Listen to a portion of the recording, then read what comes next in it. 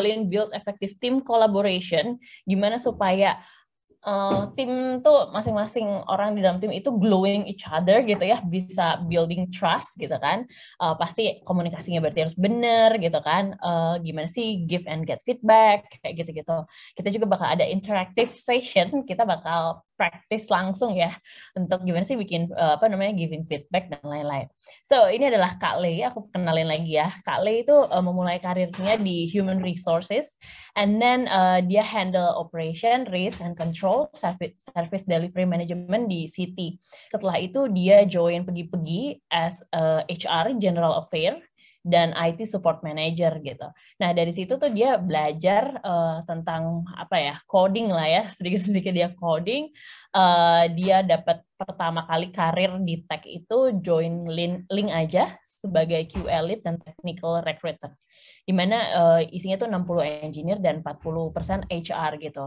Dari situ dia promoted as a head of QA and release management, di mana dia bikin scalable engagement programs dan very strong environment gitu ya timnya. Aku lihat juga di LinkedIn waktu Kak Lei harus pindah kali ini ke ruang guru gitu ya, itu kayak mengharukan sekali post LinkedIn ya. Gitu. I think it's very meaningful ya kalau dilihat gitu kan, 2 tahun di sana tanpa turnover ya, zero turnover di timnya Kak Lei gitu. So di tech itu zero turnover agak-agak mustahil gitu ya dalam 2 tahun. Nah, hari ini Kak Lei as a senior engineer manager untuk rilis di ruang guru. Pokoknya dia jadi mama-mamahnya penjagaan ketat gitu ya kalau rilis gitu. Dan juga dia advisory committee untuk Dojo Box gitu, untuk advisory di kurikulum, untuk bootcampnya. Dan juga dia very community person, dia contributes di Gerakan Indonesia Mengajar dan fotografer. Gue baru tahu yang itu. Dan dia juga contribute untuk breakthrough hari ini, even 6 kali sesi, dia mau sharing 6 kali sesi gitu ya guys. So without further ado, Kak Lei silahkan welcome to the screen. Oh udah ya. Halo. Hai, udah berbuka Lei? Udah dong. Makanya semangat. Semangat lagi ya. Sudah full tank lagi. Oke, hari ini kita bakal ngobrolin apa nih, kayak sekilas. Asik. Sekilas kemarin tim Altera promote-nya Build Your Own Avengers ya. Ya kurang lebih itu sama beberapa hal yang ya seperti biasa aku bakal kasih tahu simplified version-nya tuh kayak gimana. Nanti feel free untuk ya replicate di size-nya masing-masing ya, di perusahaan masing-masing. Karena tujuannya supaya teman-teman tuh bisa implementasiin di timnya masing-masing. So hari ini bakal padat as in 1 jam ini benar-benar kita maksimalin, walaupun mungkin study case-nya nggak akan terlalu banyak, tapi simplified version-nya at least dapat ya di hari ini. Teman-teman silakan scale di size-nya masing-masing. Oke, mantap. Lanjut aja Pak. Pak lagi Bu. Duh, saya terlalu maskulin ya. Tidak. Benar. Oke. Share screen. Sudah terlihat, guys? Yep, aman. Oke, aman ya. Oke, nah about me tadi sebenarnya udah di introduce ya sama Bu Sandra gitu. Basically, ya kalau misalnya pernah nonton film Thor, aku kerjaannya seperti Heimdall, mencegah sesuatu yang mengancam stabilitas production tuh lewat dari gerbang. So aku diamanahi senior engineering manager, fokus di rilis. Jadi fokusnya adalah shipping the apps to production, gimana supaya time to market lebih cepat, automating the test, gimana caranya kita bikin tooling supaya rilis itu makin mudah, makin cepat, makin gampang buat semua orang yang terlibat di proses rilis kita.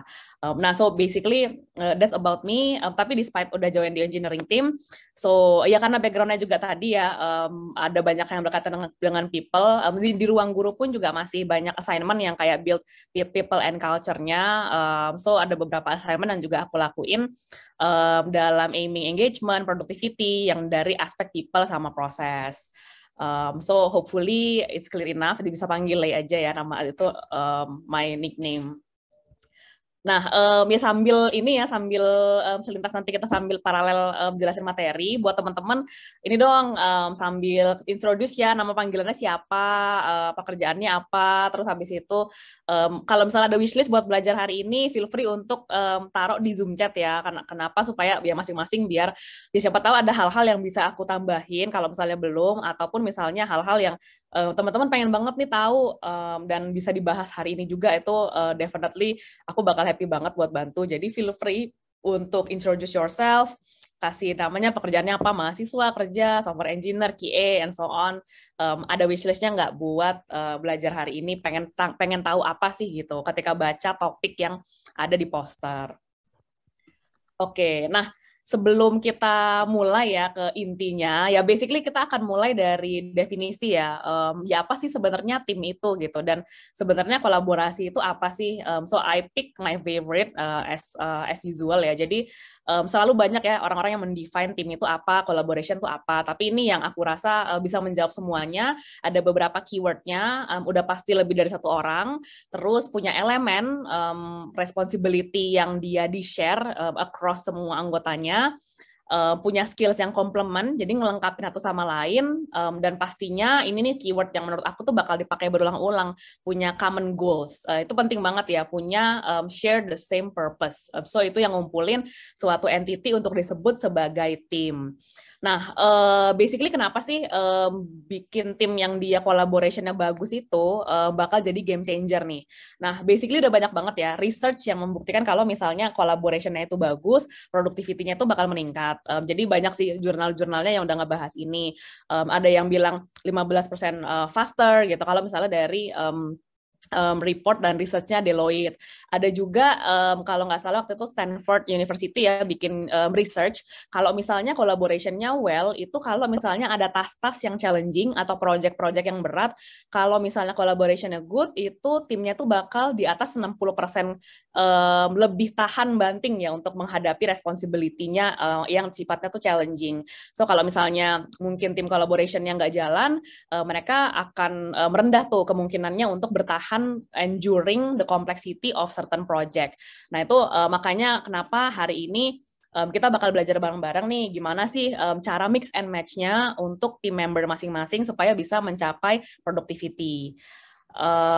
Itu sedikit definisi ya, introduksi sedikit. Nah sekarang kita lanjut ke apa aja sih ini elemen dari tim collaboration itu gitu. Nah ini cukup ini ya, aku basically banyak banget yang nyebutin elemennya tuh apa kalau misalnya kita mau research. Tapi aku bakal pilih yang lumayan esensial, yang aku rasa itu bisa dibilang must have-nya gitu, compare dengan elemen-elemen yang sifatnya supporting. Nah di sini ada komunikasi. Mungkin komunikasi ini terlihat remeh ya, kayak mentransfer informasi. Tapi sebenarnya komunikasi ini sampai termasuk ke aspek di mana kita bisa kasih clear instruction, kapan kita clarify waktu necessary. Jadi nggak hanya trade off information aja gitu. Kita kan menganggap komunikasi itu gimana ya, transferring information from people gitu, either sifatnya direct conversation ataupun remote kayak sekarang ya di era pandemi. So basically communication itu benar-benar sampai kita make sure bahwa lawan bicara kita itu understand instructions-nya. So itu very crucial. Transparansi ya, basically komunikasi itu harus disertain transparansi ya. Kadang-kadang kan mungkin ada kondisi di mana aku pernah juga ngalamin, oh we need to deliver something tapi nggak transparan nih, kenapa harus di deliver, kenapa harus saat itu gitu. Nah transparansi itu penting banget buat di-deliver ke semua team members-nya. Jadi nggak hanya communicate the instruction, tapi make sure timnya itu juga punya transparansi. What goes on across the team, kenapa, the why, itu penting banget. Next-nya engagement. Nah, engagement ini basically bukan engagement ini ya, bukan engagement antara teman gitu. Itu juga penting, tapi engagement yang dimaksud di sini itu gimana caranya orang yang ada di dalam timnya itu engage dengan apa yang di-deliver. Makanya penting banget buat mikirin setiap orang yang di dalamnya itu bisa deliver value apa aja sih buat timnya, karena mereka akan jadi get used to untuk, oh ini I need to deliver something karena aku bisa give value nih to this team, to the goals gitu. Jadi ini engagement yang dimaksud adalah gimana caranya orangnya itu engage dengan purpose, value, ataupun apa yang di-deliver sama timnya. Next-nya kita juga ada compromise and conflict management. Nah, ini kalau kerja lebih dari satu orang aja ya, misalnya berdua aja, pasti ada kan beda pendapat, disagreement, approach-nya beda. Nah, itu pasti terjadi. Seakur apapun, sedekat apapun, ya you guys have best friends, have peers yang akrab banget, koko-koko bareng, tapi nggak mungkin nggak pernah nggak setuju gitu ya. Pasti ada kondisi di mana disagree with each other approach, opinion. Jadi walaupun kalau kolaborasinya bagus, konflik itu bakal minim, ini tetap harus didesain guys. So you need to prepare. Kalau disagreement, gimana sih cara ngambil keputusan? Apakah kalian approach-nya demokratik, misalnya voting dan lain-lain, ataukah kalian approach-nya ada yang lain gitu, compare dengan approach demokratik itu. Jadi ini salah satu hal yang kadang-kadang tuh nggak dipikirin kalau ada tim baru, biasanya nggak didesain gitu. Gimana ya kita resolution any conflict and disagreement, bikin konsensus tuh gimana ya? Nah itu ini lumayan penting. Karena banyak banget yang kelewat gitu untuk nyiapin ini ketika nge-build suatu tim baru buat project, department, ataupun unit. Nah, dua lagi ada reliability. Ya, reliability ini basically gimana ya supaya semua orang-orang yang ditunjuk untuk deliver task-nya itu benar-benar reliable gitu, bisa ngegaranti accountability-nya itu deliver. Quite straightforward juga. Dan yang terakhir, team composition ya, sama diversity. Nah, kalau misalnya sifatnya sama semua, approach buat bikin solusinya sama semua, itu bakal beda banget dengan punya tim yang dia diverse ya, skills-nya, expertise-nya, background-nya. Kalau timnya diverse, buat nyari solusi, itu approach buat memandang solusinya itu bakal definitely udah mempertimbangkan berbagai perspektif. So, kalian tuh bisa bikin stronger resolution ya dari problem yang kalian coba selesaiin, compare dengan punya tim yang gayanya sama, semuanya persis sama banget gitu. Jadi, ini menurut aku elemen-elemen yang bisa dibilang dia krusial dan utama nih dalam collaboration sendiri. Nah, next-nya apa aja sih basically fase-fase yang kita perlu tempuh untuk achieve productivity. Nah, ini aku judulnya Interactions into Productivity, karena aku nggak pengen teman-teman ngerasa building team collaboration itu hanya untuk bentuk engagement. Engagement yang nanti mungkin orang kan rata-rata mikirnya gimana ya supaya retention-nya bagus, supaya jarang yang resign, itu penting. Tapi aku pengen ngingetin kalau semua yang kita build ini aiming for productivity, aiming for result gitu. Jadi ya engagement, retention itu bagus gitu, tapi it's just a side effect. Remember that the key is gimana caranya ngedeliver as much as business value ataupun productivity metrics lainnya ya. Mungkin kalau misalnya ada yang nggak bergerak di bidang bisnis, ada yang di charity dan lain-lain, mungkin ada metrics sendiri ya untuk productivity-nya. Cuman ini harus di garis bawahin semuanya aiming untuk result. Nah, jadi aku bagi ke 4 fase di sini. Aku bakal jelasin juga lebih detailnya di slide berikutnya. Tapi kurang lebih yang pertama ngedesain interactions-nya dulu di skala kecil. Kenapa? Karena banyak banget orang yang agak lost ya ketika bikin mekanisme engagement. Udah punya tim di size tertentu, nggak dipikirin gimana ya, apakah tim members-nya itu udah interact well satu sama lain. Langsung mikirin yang collective engagement. Collective engagement tuh mungkin kalau teman-teman pernah ngerasain, gimana ya supaya tim bisa engage, yuk makan bareng, have fun bareng gitu. Dalam kondisi timnya itu udah mungkin 20-30 orang. Tapi nggak pernah di-consider misalnya, ini di skala kecilnya mereka tuh udah interact belum sih satu sama lain. Langsung mikirin collective engagement. Nah itu lumayan itu nggak terlalu bagus ya untuk ROI-nya, simply karena ada hal-hal yang esensial belum terpenuhi, tapi udah mikirin stages berikutnya. Step yang kedua baru desain nama scale interaction-nya ya. Kalau udah di skala kecil berhasil, kita replicate nih across team di skala yang lebih besar. Next-nya baru kita bikin experimentation-nya. Nah, ini lumayan menarik sih. Nanti aku bakal kasih tahu juga ya eksperimentasinya itu seperti apa yang bisa dicoba. Dan yang terakhir udah pasti ya, kalau udah eksperimen harus dicek juga hasilnya tuh apa. Karena balik lagi semuanya about productivity. Ada eksperimen yang gagal, ada juga eksperimen yang pasti berhasil. Ini sama aja dengan any kind of building products, guys. Bedanya mungkin lebih ekstrim karena ini people ya. People itu benar-benar unpredicted variables. Jadi quite challenging sih untuk building eksperimen di sini. Nah, ini fase pertamanya ya. Ini aku bakal kasih contoh yang lumayan simple gitu kan. Yang pertama itu adalah know your team members. Nah ini banyak banget yang ke-skip ya ketika ada yang datang ke tim baru ataupun dia timnya tuh udah di skala yang lumayan gitu ya. Banyak yang lupa bahwa esensnya itu apakah kita tuh tahu banget gitu who we are working with. Jadi ketika aku ketemu tim baru, biasanya aku akan nanyain beberapa hal yang informasinya itu di sini aku put ya, beberapa hal yang aku collect gitu dari setiap orang. So aku tahu mereka siapa, strongnya di mana, their family, what they do on their bad days gitu. Kenapa aku harus tahu itu? Karena kita bakal kerja bareng di hitungan bulan ataupun tahun, dan pasti ada kondisi di mana mungkin mereka akan encounter aku dalam keadaan aku lagi tidak dalam on my best version gitu. Begitu juga sebaliknya. They need to know mereka tuh harus ngapain, tendensi aku ketika dalam kondisi itu, dan juga kira-kira react-nya towards those situation tuh seperti apa. So biasanya untuk semua team members aku tanya dulu this kind of information. Feel free untuk approach semua informasinya ini dari perspektif masing-masing ya. Aku sih pengen tahu gitu ya. Kalau misalnya kerja sama orang, mereka tuh kalau lagi bete kayak gimana tendensinya. Kalau misalnya lagi konflik gimana gitu. Dan begitu juga sama aku kasih tahu. Hey, kalau misalnya I'm on my angry mode, biasanya this is what I do. Better, this is what you need to do gitu sebagai my team members or my peers.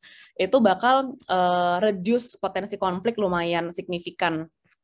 Jadi ini penting banget, understand your team members sebagai person dulu, rather than peers ataupun managers ataupun subordinates.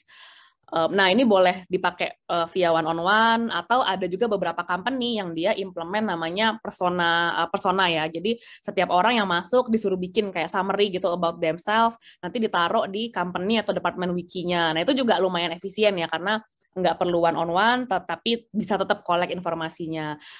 Feel free to experiment with your methods untuk collect informasi ini. Nah, yang kedua, tadi kan pasti ada concern nih, yaitu kan kalau timnya mungkin 5 orang, 10 orang, masih bisa kan one on one ngobrol-ngobrol, satu orang dapat informasi yang tadi aku sebutin. Gimana nih kalau timnya tuh udah 50 orang, kan nggak mungkin kita one on one satu-satu, kita kolekin informasinya. Nah, ini fase yang aku build di nomor 2. Kalau misalnya timnya tuh udah gede, gimana sih caranya kita tuh bisa tetap nge-scale timnya ataupun mempertahankan timnya secara efisien. Nah, itu kita harus recognize siapa sih key people di timnya masing-masing. Nah, key people ini bisa 2 approach. Yang pertama, structural. Jadi misalnya orangnya tuh punya jabatan, mungkin lead-nya ataupun koordinatornya, atau orang yang dia tuh punya kuasa struktural gitu. Biasanya mereka bisa dibilang key people. Yang satu lagi adalah yang ini nih, yang menurutku tuh lumayan unik dan enak banget kalau buat diobservasi. Adalah orang yang punya power cultural. Jadi dia yang mungkin teman-teman kalau lihat orang yang influence others gitu, terus jadi trendsetter, mungkin dia ngomong seperti apa, nanti sekitarnya tuh ikut ngomong seperti apa juga. Kemudian gampang menginfluence keputusan orang lain, orang tuh banyak yang percaya sama dia gitu. Nah itu orang-orang yang punya power cultural, walaupun strukturnya tuh mungkin dia nggak punya jabatan, yang mungkin supel gitu. Nah itu pasti ada kan di setiap unit, setiap departemen, udah pasti ada tuh orang-orang yang dia punya power itu. Nah itu teman-teman harus cari tahu siapa sih orang-orang ini, mungkin lebih dari satu, mungkin cuma satu, it's okay. Tapi yang jelas kita bisa tahu orangnya siapa. Nah caranya gimana nih konkretnya? Biasanya aku bakal tanyain kalau misalnya lagi sempat one on one. If you don't go to me for your problems, boleh cerita nggak siapa sih peers yang kamu trust untuk dengerin kamu on your worst days gitu. Nanti anak-anak kan jawab kan, si Anu. Nah, yang si Anunya berkali-kali muncul, oh dia trust level dari timnya tuh tinggi banget. So, jagain dia gitu, karena itu bakal kalian bisa leverage dia untuk ngapain aja gitu, menyebarin culture, sending message. So basically orang-orang kayak gitu yang aku maksud sebagai key people. Jadi kalian sebagai leaders cukup jagain key people-nya, mereka akan nge-scale ke wide ranging ya team members lainnya. Itu mungkin dari aku kalau untuk identifying-nya. Mungkin ada cara lain nggak? Ya bisa aja sih, mungkin kalau teman-teman observe interaksi orang-orang itu pasti kelihatan juga kan, siapa nih orang-orang yang dia jadi trendsetter, jadi orang-orang yang mempengaruhi keputusan orang lain, itu boleh juga diobservasi secara terpisah. Tapi biasanya karena tim aku sekarang itu masih cukup manageable, 20-an, itu aku masih bisa tanya gitu, siapa sih orangnya yang kalau nggak bukan aku, kamu datang ke dia untuk cerita gitu on your worst days atau mungkin your secrets. Ini kalau misalnya udah timnya tuh udah gede, gimana ya berpikir untuk nge-scale interaksinya atau supaya impact dari kalian tuh makin efisien gitu. Karena ya kalau masalah efektif, kalau satu orang satu pasti efektif, tapi nggak akan efisien di skala 40-50 orang. Next-nya, nah sekarang kalau misalnya udah maksimum tuh di yang tadi di skala interaksinya udah didesain, di skala kecil bagus, di skala yang lebih besar lagi itu udah jalan key people-nya, masuk lagi ke gimana caranya sekarang kita pakai nih buat bereksperimen ke productivity.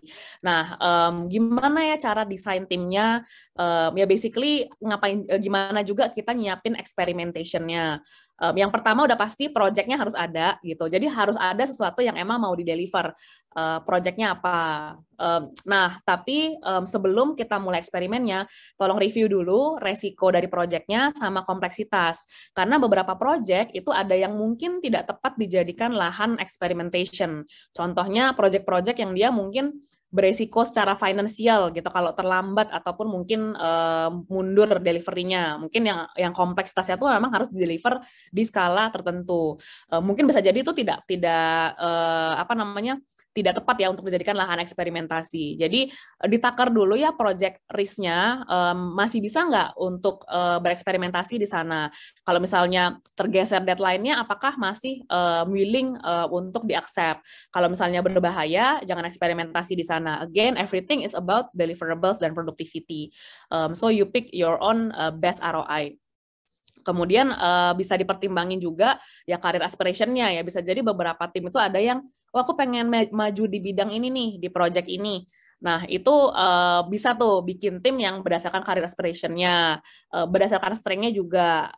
Nah, yang peers who they trust and they work well with ini lumayan penting guys, karena banyak yang nggak mempertimbangkan ini, rata-rata mempertimbangkan skills only. Cuman banyak banget ya jurnal tentang gimana caranya cohesive team itu malah ternyata lebih produktif compare dengan orang-orang yang skill setnya tuh lengkap. Aku juga pernah eksperimentasi dengan ini, jadi orang-orang yang bahkan skillsnya itu lagi lag di awal project, tapi ditempelin dengan orang-orang yang mereka tuh akur banget kerja bareng, ternyata pick up time-nya tuh malah pendek gitu, malah productivity-nya tuh lebih tinggi, padahal skills-nya tuh mereka belum punya, belum di-acquire pada saat awal project. Along the time, mereka akan acquire skills-nya, karena mereka udah ngerasa comfort kerja di sekelilingnya, itu jadi less painful experience gitu, karena kan belajar sesuatu yang baru udah pasti painful ya, but they did manage the deliverable well. Jadi ini penting banget, kalian juga harus recognize siapa aja sih orang-orang yang dia tuh work well with each other, itu ditempelin ke satu tim bareng. Nah, banyak banget sih variabel yang bisa dipertimbangin, potential learning opportunities juga, tapi kurang lebih itu yang harus teman-teman pertimbangin ya ketika bereksperimentasi ini, yang menurut aku tuh dibilang key-nya. Terus in terms of ada lagi nggak yang bisa dipertimbangin? Bisa. Ini ada beberapa model ya tentang pembagian tim yang mungkin kalau misalnya teman-teman mau approach based on personalities, ya ini 16 personalities. Aku nggak bakal deep dive karena lumayan banyak ya referensinya. Misalnya mau nempelin teman-teman kan familiar ya ISTP, INTJ dan lain-lain. Ini kalau masalah mau di mix ada yang lengkap, ada yang oh ya udah nih kita tempelin nih berapa introvert, berapa extrovert. Jadi semuanya ada belajarnya gitu untuk kenalin tim member yang baru, itu juga boleh. Nah, untuk yang di kanan, ini tim dimension, ini pernah dicoba sih, jadi dulu aku pernah ada di employer yang mencoba penelitian yang di sini, lumayan produktivitinya tuh malah lebih bagus di tim yang kita taruh semua elemen di sini tuh lengkap, tapi nggak ada lead-nya, compare dengan tim yang ada lead-nya, tapi elemen di dalam ini nggak lengkap. Mungkin kalau untuk yang ini sedikit gambaran aja, di dalam satu tim itu ditempelin orang yang satu jago creator, jadi dia orang yang punya ide-ide liar ya, punya ide liar, tapi mungkin dia bukan eksekutor yang jago gitu, cuman idenya itu mind blowing semua. Ada orang yang sifatnya kreator. Nah dari situ ada orang yang jago nge-translate ide tadi ke strategi, structure, ideation yang lebih bagus ya, lebih lebih terstruktur gitu in terms of aiming the idea. Nah itu namanya advancer. Nah itu ada orang yang tipenya seperti itu juga. Yang ketiga ada refiner. Nah, mungkin teman-teman punya teman-teman yang dia paranoia dan skeptis. Nanti kayak gini nggak kalau gagal? Nanti bukannya kayak gini ya? Nah, itu sebenarnya itu bukan pesimism gitu. Itu simply mereka tuh harus ada di dalam satu tim karena mereka yang akan membuat suatu ide itu jadi realistis atau enggak gitu. Mereka simply being realistic. Orang-orang yang kayak gitu akan jadi pagar untuk supaya ide-ide tuh nggak terabas sana sini dan merugikan perusahaan. Justru orang-orang kayak gitu tuh juga harus tetap ada ya di company-nya. Yang terakhir eksekutor ya. Udah ini cukup clear. Yang dia tuh jago banget kalau udah dikasih clear instruction, delivery itu cepat. Nah, pernah waktu itu experimentation, timnya lengkap ini, elemennya ada semua, nggak ada lead-nya, jauh lebih produktif daripada tim yang ada lead-nya, tapi elemennya tuh nggak lengkap gitu. Jadi ini bisa dipertimbangin juga kalau misalnya teman-teman mau pakai model ini, ada lagi yang lain ya di ISC, ini juga bisa ya misalnya influence gitu. Teman-teman yang punya kerjaan negotiation with others, ya taruh orang-orang yang tipenya I gitu. Tapi kalau misalnya buat yang rigid, misalnya processing payment, apa ya jangan taruh yang influence ya, malah dia nanti nego-nego ya pembayaran itu jangan. Jadi banyak banget dan itu bahkan kalian bisa tailor made sendiri, nggak perlu pakai model yang tadi. Kalian mau unlimited possibilities based on skill, based on experience, based on gender bahkan bisa. So mix match-nya tuh banyak banget modelnya. Feel free untuk customize gitu semua kebutuhan kalian. Nah, ini basically karena hari ini limited time, ini hanya aku bakal taruh semua detail materi ini di workbook. Jadi aku udah siapin workbook buat teman-teman semua yang attend hari ini, in details kayak apa aja step-stepnya, terus habis itu referensinya di mana. Teman-teman yang pengen explore in detail tentang semua fase-fase yang tadi, include referensinya dan gambaran lebih detailnya tentang apa aja yang perlu di note ketika bikin eksperimen. Itu aku udah siapin workbooknya. Jadi nanti bakal didistribute ya sama tim breakthrough ke teman-teman. Jadi jangan khawatir, kita akan tetap deliver essence materinya itu dengan lebih detail via workbook-nya. Nah, untuk simulasi hari ini sebenarnya aku nyiapin 2, tapi mungkin kita akan pick salah satu aja supaya make sure kita bisa get the best of it. Toh anyway, teman-teman nggak akan kehilangan esensinya dengan workbook-nya tadi di deliver. Nah, sampai sini dulu mau ada questions dulu? Atau mau lanjut? Dikit sih slide. Kayaknya lanjut dulu deh, soalnya belum ada question di Slido. Atau teman-teman ada yang mau open mic langsung nanya? Wih, open mic. Oke. Iya, open mic. Seperti ini ya, stand up comedy. Oke, ada. Kayaknya masih pada menyimak nih. Mau lanjutin dulu aja, Le. Oke, nah saya tinggal dikit sih. Basically di sini hari ini juga kita bakal discuss ya tentang gimana caranya kita give and get feedback. Nah, ini basically sesuatu yang mungkin kayak kedengarannya sangat simpel dan gampang ya. Cuman di dalam prakteknya ini kalau bisa dilakukan dengan salah bisa menimbulkan konflik, gitu, menimbulkan ketidaknyamanan di tempat kerja. Jadi hari ini ada beberapa hal yang aku siapin ya in terms of gimana caranya kita give and get feedback. Aku juga kasih contoh nanti real implementation-nya seperti apa. Cuma basically in terms of giving feedback, apa aja sih yang perlu kita notes ketika kita mau ngasih feedback ke orang. Yang pertama udah pasti purpose ya, maksudnya ketika kita ngasih feedback itu udah pasti kita harus tahu purpose kita tuh mau memperbaiki apa. Jadi itu bakal bisa nge-set tone kita dengan baik juga ya ketika kita komunikasiin itu. Yang kedua, nah ini nih yang paling penting, fokusnya tuh on behavior atau specific actions, bukan person-nya. Jadi jangan sampai teman-teman menargetkan feedback itu hanya karena seseorang tuh kayaknya nih orangnya kayak gini deh, atau misalnya judgement ya gitu. Jadi fokusnya tuh action. Misalnya ada orang yang dia sering telat meeting gitu. Nah, actionnya adalah telat meeting gitu. Jadi jangan sampai ketika ngasih feedback kita bilangnya wah ini orangnya males nih gitu. Nah, males itu adalah judgmental kan, itu kita menjudge karakternya gitu. Padahal kita nggak tahu kenapa dia telat meeting gitu.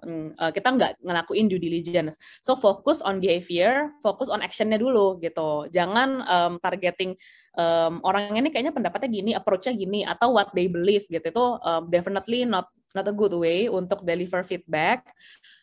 Nah, buat teman-teman yang juga pengen mengkomunikasikan behavior yang mungkin dia tidak merugikan secara operasional, tapi affecting you. Contohnya nih, mungkin ada beberapa teman-teman yang wah, aku nggak nyaman nih kalau orang ini melakukan hal ini gitu. Padahal halnya tuh bukan yang merugikan company gitu. Mungkin juga bukan sesuatu yang menyebabkan delay di productivity gitu. Tapi ada hal-hal yang tidak nyaman. Misalnya dia kalau bercanda ada bahasa yang dia kurang suka misalnya, itu kan mungkin tidak merugikan secara operasional ya, tapi menimbulkan ketidaknyamanan. Nah, ini boleh aja disampaikan, itu sah, tapi again fokus ke behavior apa yang dia affecting you sebagai orang yang jadi resipien. Karena intent dengan perception itu memang beda. Cuma kita punya kesempatan nih buat ngelurusin itu. Jadi basically jangan sampai teman-teman ngejudge, balik lagi ke yang tadi, fokus ke behaviornya, sampein dengan sesuatu itu dilakuin, this is what I feel towards that action, apakah intentnya seperti apa sih gitu. Jangan-jangan ternyata orang yang melakukan actionnya memang nggak aware sama sekali gitu, kalau misalnya those kind of action affecting something gitu ke orang lain. Jadi itu penting banget ya, again, fokusnya apa aja yang affecting you, bukan judgment of character. Nah, yang keempat itu conduct due diligence ya, ataupun ask questions. Maksudnya ya datang dalam kondisi kita mau mengetahui lebih lanjut gitu. Jadi jangan datang dengan ngejudge. Tanya questions-nya, starting conversation tuh pakai questions, karena orang tuh lebih mudah untuk engage kalau misalnya modenya tuh pertanyaan gitu. Misalnya kalau misalnya orangnya tadi sering datang telat, ya ditanya aja dulu gitu. Walaupun mungkin sebenarnya kita udah terima komplain karena orangnya sering telat meeting, sebenarnya kan udah ada feedback yang mau disampaikan. Cuman start dengan due diligence gitu. Basically akhir-akhir ini aku observe kamu datang meeting agak telat nih. Ada apa gitu? Maksudnya apakah ada kesulitan, ada masalah di rumah, ada yang bisa aku bantu? So basically ask questions dan due diligence yang cukup ya sebelum kita ngasih feedbacknya, karena itu akan lebih membantu ketika kita menempatkan posisi di sisi mereka. Yang terakhir juga be aware of the moment, maksudnya di luar spesifik, kalau spesifik tadi mungkin udah ke-cover ya di poin-poinnya. Aware of the moment itu sometimes kita juga harus conscious ya, kira-kira apakah kita dalam keadaan yang bagus untuk menyampaikan feedback. Misalnya kita lagi emosi atau enggak nih gitu. Sometimes ada kondisi di mana ya ada beberapa feedback yang misalnya bikin kita agak mungkin lose temper atau lose patience. Nah, apakah kita lagi dalam kondisi yang baik ya untuk menyampaikan feedback dengan tenang? Itu perlu dipertimbangin juga. It's worth kalau misalnya mau di-delay 1-2 hari, tapi bisa datang dalam keadaan kepala dingin. Begitu juga dengan orang yang kita kasih feedback ya, misalnya dia lagi ada bencana gitu, dan kita menyampaikan feedback yang nggak terlalu baik gitu. Nah, itu mungkin kita juga perlu pertimbangin itu gitu. Apakah nyampein itu immediately, perlu bisa dilakukan, possible untuk dilakukan, atau better untuk di-postpone aja. Be aware of the moment itu penting banget, karena basically kita kan pengennya orang tuh accept gitu dengan feedback kita gitu. Kalau misalnya eventually feedbacknya mental dan variabelnya tuh lumayan banyak, ya nggak akan ada gunanya juga gitu kita menyampaikan feedbacknya. So itu penting banget. How they perceive the message bisa dipengaruhi oleh dari mulai tone kita, cara kita ngomong, sampai ke yang tadi ya, variabelnya mereka lagi dalam kondisi apa. Jadi ini beberapa hal yang aku rasa tuh crucial untuk dipertimbangin ketika kita mau deliver feedback ke orang lain. Feedback itu emang nggak mesti negatif. Feedback tuh bisa 3 ya, positif, jadi kita mau ngasih something yang praise, netral ya simply kita ngasih aja observasi tertentu, yang terakhir ya bisa jadi negatif gitu, ada hal-hal yang mungkin kita rasa perlu di-improve, either urgent ataupun enggak. So basically tetap semuanya harus mempertimbangkan beberapa aspek yang tadi aku sebutin. Ini yang major. Ada banyak lagi ya cara-cara lainnya yang sebenarnya in details tuh perlu diperhatikan.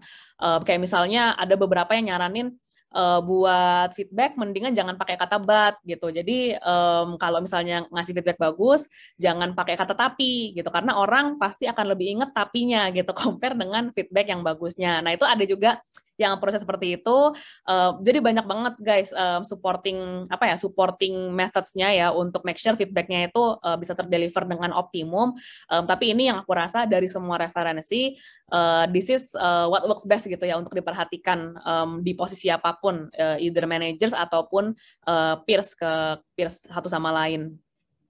Nah, kalau udah give, kita kan juga pasti akan get ya. Kita juga pasti nggak mungkin kan kita nggak ada feedback sama sekali gitu. Jadi beberapa hal yang perlu di notes ya kalau kita mau make sure kita bisa manage feedback yang kita dapetin dengan bagus.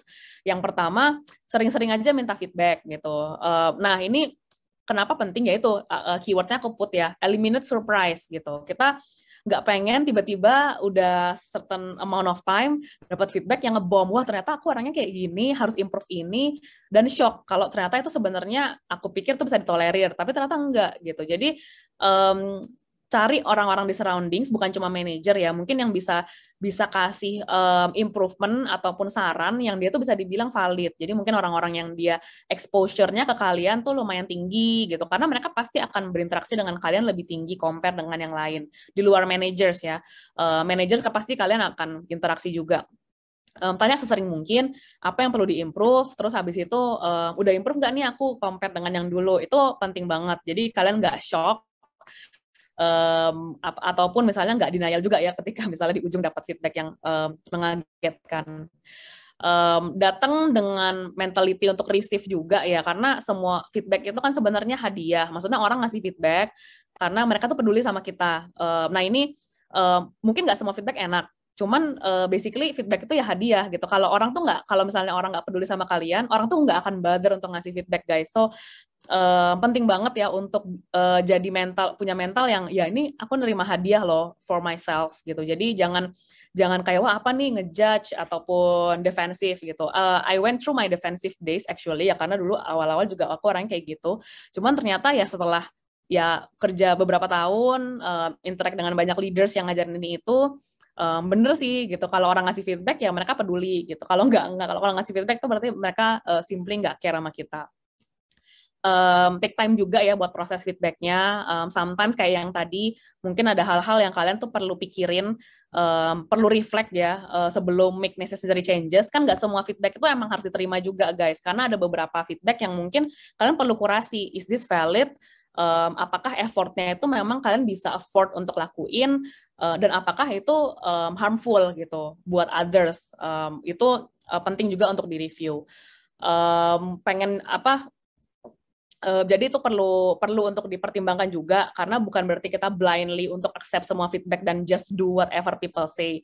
Tetap semuanya tuh kita harus pikirin apa yang menurut kita tuh meaningful untuk dirubah ataupun di-adjust sesuai dengan surroundings kita juga gitu ya. Be willing to grow ya, ini kayak yang tadi sih, basically mirip dengan yang reseptif. Itu tuh opportunity to grow buat kalian, bukan kayak kritik yang menjatuhkan kalian. Jadi ambil itu sebagai opportunity buat tumbuh. Itu penting banget supaya kalian bisa masuk ke goals yang lebih advance ataupun masuk ke quality yang lebih tinggi lagi dari diri kalian. Yang kelima ya own your mistakes ya, maksudnya ini udah jelas karena nggak ada yang sempurna ya manusia. Jadi sukses itu tuh juga buat belajar dari setbacks kalian gitu. Jadi acknowledge aja that you made mistakes. Forgive yourself ya, maksudnya jangan blaming yourself for certain amount of time. Sometimes kan ada kondisi ketika kita udah tahu kita salah, lumayan lama misalnya what if ya, maksudnya coba aja dulu. Nah itu aku ada satu pakar yang aku tuh pernah nonton ya, dia di podcast, dia bilang it's okay to be negative, but do it just 5 minutes gitu. Jadi kalau misalnya something goes wrong, dari mulai kalian dapat feedback jelek, ataupun misalnya kalian gagal, nggak apa-apa negatif gitu, sampai mungkin nangis, teriak-teriak gitu, tapi do it 5 minutes gitu. Kalau udah 5 menit, ada 3 powerful word yang bisa diucapin, yaitu can change it gitu. Dan setelah ngomong can change it, kita harus sadar gitu, kalau nggak ada value untuk berharap itu nggak terjadi. Nah itu ini sih itu lumayan mind blowing, karena aku lumayan sering juga ya menghadapi hal-hal yang tidak aku suka ya. Mungkin kalau di interaksi kerja sehari-hari, dari mulai deadline telat, something goes wrong, Nah, itu lumayan meaningful. Yang terakhir ya udah pasti ya, be thankful for the feedback, karena feedback itu hadiah. Nah, ini basically apa aja nih feedback samplesnya. Ini aku nggak bakal run through detail karena ini udah ada template-nya ya. Misalnya ini based on observasi, based on feelings tadi juga udah disebutin, based on needs, terus habis itu juga ada yang request. Jadi specific request ya, action untuk dirubah ataupun deliverables. Nah, yang terakhir, nah ini kita bisa simulasi nih. Kalau misalnya mau simulasi hari ini, nah aku udah siapin nih. Ini ada study case untuk feedback. Ceritanya ada satu orang yang dia jadi supervisor, satu orang jadi team member, satu orang lagi pihak yang netral ya. Jadi bisa ngasih feedback dari interaksi itu gitu. Apa sih yang perlu diimprove sebagai yang give feedback, yang get feedback, yang masing-masing itu perlu enhance gitu ketika mereka berinteraksi. Nah, basically kalau dari aku sih itu untuk hari ini ya masih ada 15 menitan ya. Feel free mau dipakai simulasi mungkin dari tim breakthrough gitu atau mau dipakai Q&A itu juga bebas sih. Silahkan. Oke, teman-teman, gimana? Mau kita coba untuk simulasi atau sebelumnya ada pertanyaan dulu dari teman-teman?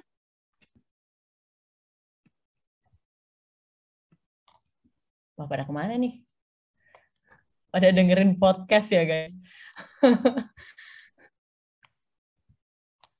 Iya nih, kayaknya lagi sambil, apa jangan-jangan sambil terawih ya mereka lagi. Wih, sambil buka puasa. Gawat. Beberapa sesi. Bebas, Kak. Nah, bebas. Oh, kan. bebas. Aduh. Sambil jaga anak mantus. Oke, nggak ada yang ditanya nih. Kita coba simulasi aja kali ya. Boleh, cepet sih ya nih, cuman cobain satu skenario ini kan. Boleh, Ya boleh. kalau ada yang cewek, ya nanti namanya diganti aja ya, jangan Joko dan Budi. Oke, jadi ini gimana nih? Maksudnya kita jadi Joko atau jadi salah satu orang role ini atau gimana? Ini dibagi 3 orang sih, San. Jadi satu orang nanti give feedback, satu orang tuh sebagai Budi, supervisornya, satu orang sebagai Joko yang nerima feedback, jadi dia harus act ya towards the feedbacknya, mungkin ngasih respons. Yang satu lagi itu adalah orang yang jadi observer, ngasih improvement gitu, sebagai yang ngasih feedback apa sih yang perlu deliver, kira-kira perception-nya tuh apa gitu. Begitu juga sebaliknya. So ini a very small simulation sih, consist of 3 orang ya di per simulasinya.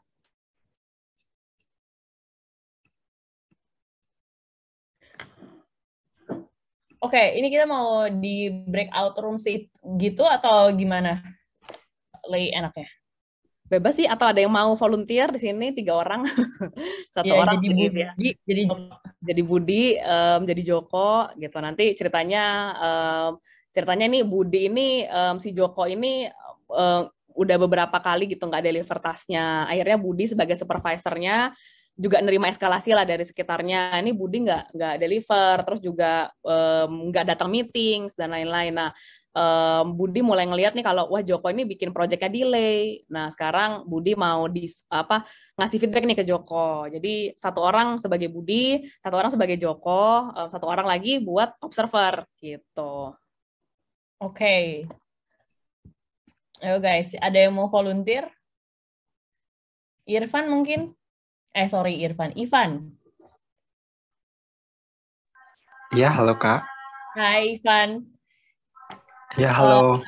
Mau cobain jadi Joko atau Budi? Mungkin jadi Budi aja deh. Budi itu tadi supervisornya ya yang menerima. Betul. Oke, nah sekarang jadi Joko nih siapa? Siapa yang mau jadi Joko ya? Software engineer 7 tahun loh. Mas Martandi? Hadir kah? Halo? Atau siapa nih? Alvari sambil jaga anak ya. Siapa guys? Atau gue? Boleh. Gue jadi gue ya. Oke.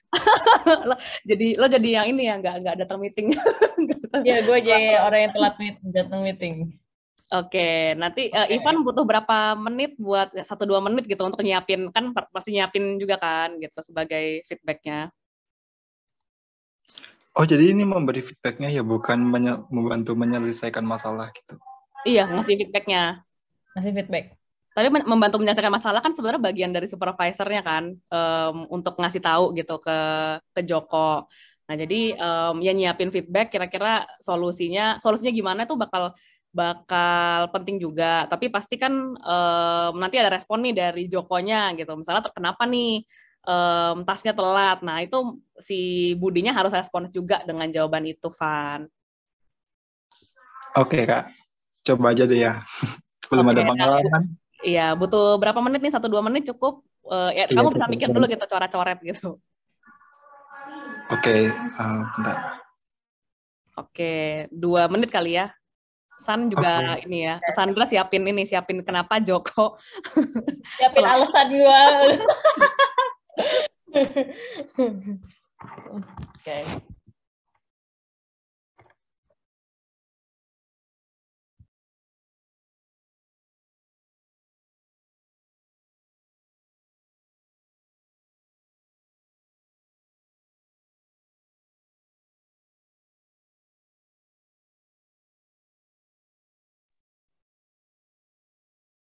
Jadi ini bakal bentuknya lebih ke conversation gitu ya, kebayangnya ya. Yes, betul. Oke. Ternyata dapat feedback itu nggak semudah itu loh, maksud gue. Iya emang. Iya kan? Ya kan? Agak speechless gitu, sometimes emang bener surprising sih kalau dapat feedback. Iya, sometimes kaget, harus react. Iya, even dikasih positif ataupun negatif tetap surprise gitu ya.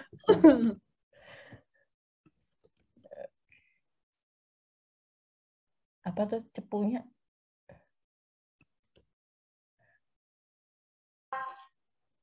Udah, Kak. Gue. Wah, deg-degan gue. Ini maaf ya, background-nya kedengeran soalnya rumahnya dekat masjid. Oh, nggak apa-apa, no worries. Bagian. Oke. Monggo silahkan Ivan dan Sandra. Ivan mungkin silahkan memulai ceritanya dari Budi ya. Oke. Kak boleh share screen-nya tadi, tetap di share screen-in aja dong. Biar case-nya bisa kelihatan. Oke, aku coba mulai ya. Selamat malam, Joko. Halo, Mas Budi. Malam. Iya, jadi gini Joko, ada yang ingin saya sampaikan. Nah, saya mendapat komplain dari siapa tadi? Teman-teman, team member. Oh, dari tim members. Dari tim members katanya Joko itu ya sering telat datang meeting ya. I see. Iya, Pak. Beberapa kali saya agak telat ikut meeting. Oh gitu. Kira-kira apa penyebabnya? Kok bisa nggak datang meeting tepat waktu? Iya, maaf Pak sebelumnya. Soalnya saya suka sambil ngerjain hal lain gitu Pak sebelum meeting. Jadi agak nanggung gitu. Hal lain itu datang dari mana ya? Apa dari perusahaan kita kah? Atau Mas Jokonya yang main-main kayak nonton anime atau kemana-mana gitu? Gak apa-apa nonton anime. Ada sih Bapak. Oke, balik lagi skenario. Nggak, karena saya ada pekerjaan rumah sometimes yang harus dikerjain Pak urgent. Oh gitu ya. Tapi kok urgentnya setiap hari ya? Ini teman-teman tim bilangnya sering banget, kayak sudah hampir frekuens gitu. Mohon maaf Pak sebelumnya kalau itu jadi bottleneck atau jadi Nah ya itu Joko. Jadi gimana ya, kan kita kan ini kan ada timnya. Nah tim ini kan pasti kita dapat dari klien. Kalau klien pada protes ke kita, nanti reputasi kita kan juga jelek gitu. Nah reputasi kita jelek, Joko pun juga reputasinya, image-nya ke kita juga jadi jelek gitu. Jadi gimana tuh Joko enaknya Kak?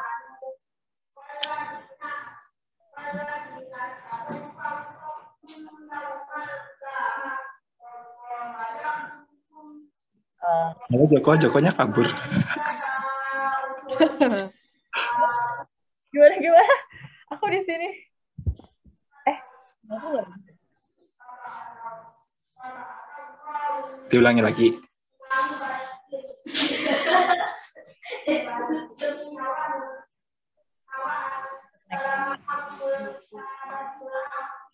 Nggak denger, Kak.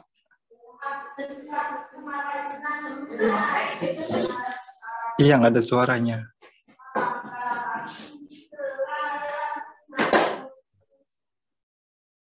Halo? Nah, ini baru ada.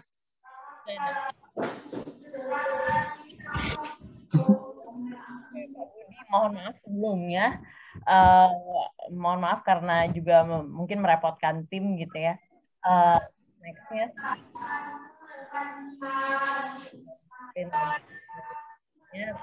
Waktu dan saya persiapkan dahulu untuk meetingnya. Jadi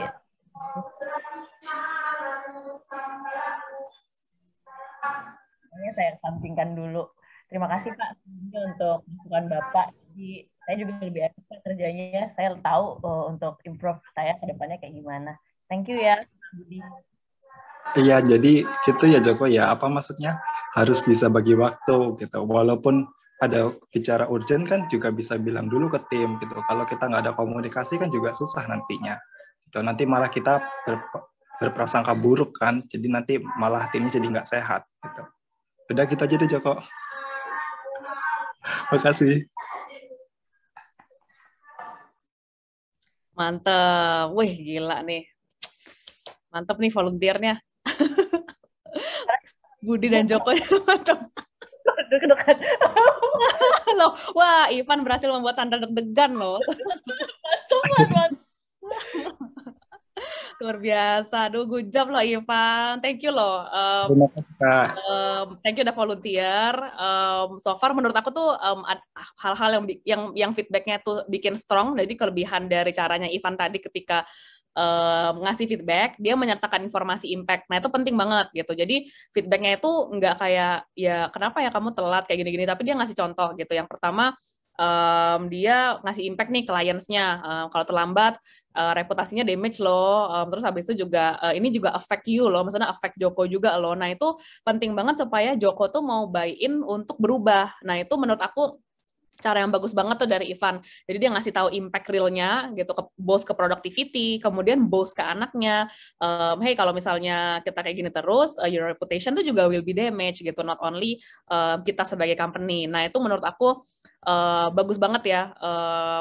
Jadi konkret dan bikin si Joko juga bisa owning that problem gitu. Oh, ini aku harus berubah gitu karena it's not only about the company, tapi it's also about myself. Terus juga ngasih alternate solution gitu yang tadi ya di akhir kan dia ngasih ini ya apa namanya kalau misalnya ada yang urgent dan nggak terhindarkan, it's best kalau misalnya kita komunikasikan ke tim. Jadi nggak cuman kayak nanti nggak boleh kayak gini lagi loh, tapi dikasih ini alternate solutionnya. Kalau misalnya kamu encounter di situation here that you can do gitu, aku bakal support. Ini ya tolong dilakuin gitu karena ini ada best way-nya loh untuk mediate isu ini. Itu sih yang menurut aku dua strong things-nya. Untuk apa namanya untuk point for improvement-nya mungkin ketika di awal emang lebih kayak oh ini kok sering ya gitu. Nah, itu sebenarnya lebih ke mendingan di present dalam bentuk data aja gitu. Misalnya aku dapat feedback nih dari beberapa tim X gitu. Beberapa kali di beberapa meeting terakhir. Nah, jadi itu bisa menghindarkan kayak kok sering ya. Jadi kan lebih apa namanya memojokkan gitu. Kalau misalnya kok sering gitu kayak wah argumennya jadi kayak mental gitu, padahal sebenarnya kan enggak gitu. Kita tetap datang dengan mental reseptif. Jadi bisa dikuantify aja atau mungkin ngasih ya standpoint yang udah firm gitu. Oh, ini aku dapat feedback dari sekian team members the past 2-3 progress meeting atau 2 minggu terakhir kamu nggak datang. Ini repetisinya cukup menurut aku udah cukup tinggi nih dan ada pattern-nya. Boleh ceritain nggak urgent apa gitu yang urgent dan bisa diimprove juga dengan menawarkan bantuan. Misalnya dari hal-hal yang urgent itu ada nggak? Kan tadi belum dibilang ya sama Joko urgent itu kenapa? Baru ditanya. Nah, di situ ada kesempatan nih untuk bikin Joko lebih mentally bonding lagi sama Mas Budinya. Ada nggak sih yang aku bisa bantu untuk help gitu urgensinya? Apakah kamu kebanyakan tas ataukah urgensinya itu bukan karena pekerjaan kantor? Nah itu bisa diimprove-nya di area sana. But overall, good job Ivan, mantap. Thank you, Kak. Sama-sama. Ya, ini Ivan nih rasa-rasa kayak bos-bos agak galak ini sebenarnya. Langsung ditak-tak-tak gitu rasanya gue. Thank you, Van. Thank you. Tapi ya bener strong banget. Waktu Ivan juga kasih alternatif ya di akhir ya. Kalau lu misalnya mau telat, lu kasih tahu gue dulu atau tim dulu gitu kan. Heads up kayak gitu-gitu. Jadi it's good, Van. It's good. Oke. Ada yang mau coba satu orang lagi mungkin? Gimana nih kesempatan untuk mencoba memberikan feedback? Alvin? Alvin lagi ini ya, lagi tertindih sama tiang. Lucu banget sih kucingnya. Ada lagi? Nggak ada nih, bener ya? Nggak dulu, Kak. Oke. Oh, Mas Martandi sampai jam segini masih kerja, Mas. Luar biasa, Mas. Mantus. Oke. Mas Anung, Mas Firdaus. Ini aku mention satu-satu loh, beneran loh. Anak-anak gitu ya. Randy mungkin atau Mbak Nastiti. Ini semua pada jiper nih karena ngeliat Ivan ini. Iya. Aduh. Ini bagus banget guys. Even kalau lu bukan leaders pun lu jadi peers-nya ya menurut gue bener ya. Feedback itu kita tanyain aja, bener ya. Kenapa kita nunggu? Bener banget tanyain kalau lagi one on one, jadi nggak cuman nge-review teman kita aja atau undernya kita, jadi bisa kita tanya balik ya. Oh boleh banget Ivan, boleh mau nanya apa? Iya Kak, mau tanya kayak gini, misalnya dalam tim itu ada yang bermasalah nih Kak. Nah kalau di simulasi ini tadi kan kayak cuma antara Joko dan pelaku dan Joko dan maksudnya supervisor dan pelakunya kayak gitu. Nah itu kan kalau misalnya tingkat company gitu ya. Nah kalau misalnya untuk student gitu atau yang kerja kelompok atau gimana itu lebih baik apa ya? Kalau ada masalah gini itu mengajak keseluruhan atau cukup satu orang aja yang mengatasinya itu? Kayak komunikasi ke Jokonya itu mending bersama-sama rame-rame atau lebih ke personal antara satu one on one gitu dengan si Joko? Oke, kalau personal preference ya, Van. Jadi aku tuh adopt-nya adalah praise in public, criticize in person. Jadi kalau misalnya aku mau nge-praise, biasanya aku akan cari sepublik mungkin aku bisa nge-praise atau kasih appreciation, itu pasti aku lakuin. Tapi ketika sebaliknya aku mau criticize, mau ngasih feedback yang hopefully konstruktif tapi mungkin nggak terlalu enak didengar, I think most of human yang aku interact with ya during my past 8 tahunan kerja lebih suka kalau dilakukan secara personal. Ketika dilakukan secara kolektif, cons-nya kalau misalnya orangnya nggak break easily itu nggak masalah ya. Cuman rata-rata tuh orang tuh memang lebih suka disampaikan secara personal. Harmful-nya ketika kita sampaikan secara kolektif, dia bakal ngerasa kayak ada attack nih dari kolektif attack dari surroundings-nya about a particular feedback. Tapi kolektif itu bisa dilakuin Van kalau misalnya feedback yang udah dikasih itu nggak ada perubahan ya setelah appropriate amount of time gitu. Kamu ngerasa wah ini nggak ada perubahan, tim juga collectively impacted. Nah itu menurutku kalau misalnya udah saatnya yang kedua atau ketiga, jadi udah ada pattern, itu collective approach bisa dipakai gitu, Van. Tapi kalau misalnya initiate-nya best kalau misalnya personal dulu gitu. Oke, terima kasih Kak. Sama-sama. Ya, kita dapat quotes of the day hari ini ya. Praise in public, criticize in person ya, by Lei Suprapto. Wah, itu bukan quote aku. Quote dari mana gitu, aku adopt ya. Aku adopt itu. Oh ya. Oke. Nanti gue lihat dulu di Google kalau emang ada yang double, gue nggak akan publish. Tapi kalau emang itu lo gitu kan, lo paraphrase dari mana-mana, sebenarnya ya di buku Radical Candor juga kayak gitu sih actually ya kan. Cuman lo membuat itu jadi satu quotes yang menarik. Izin dipublish ya nanti. Silakan. Oke, guys, karena waktu kita juga udah habis, thank you so much buat teman-teman yang udah join. Terakhir, seperti biasa, kita minta feedbacknya teman-teman gitu ya. Ini juga waktunya, mungkin jam 7 nih nggak pas gitu ya. Jadi Mbak Sandra ngasih taunya ngabuburit dong, atau misalnya jam 8, jam 9 gitu ya. Let us know di feedback. Please ya guys, feedback ini sangat-sangat berharga buat kita karena ini jadi KPI-nya kita. jadi OKR-nya gue cuy. Jadi tolong ya dikasih gue yang baik-baik. Nggak baik juga nggak apa-apa, tapi buat improvement gue gitu kan. So, Lay Suprapto, thank you so much buat waktunya hari ini di tengah kesibukanmu gitu kan, masih bikin materi yang sangat-sangat konstruktif guys. Kalau kalian tahu draftnya itu di docs itu udah sangat-sangat lengkap untuk 6 kali pertemuan gitu kan. Jadi luar biasa kali, thank you so much. Thank you juga buat Salsa gitu. Yep. Thank you buat Salsa yang udah standby dan jadi mundur nih terawihnya gitu. Thank you juga buat teman-teman yang masih menyempatkan diri gitu ya, sambil jaga anak gitu ya, sambil kerja gitu kan. Semoga bermanfaat ya guys, sharingnya hari ini. Sampai bertemu di event-event kita berikutnya ya guys. Bye bye. Thank you.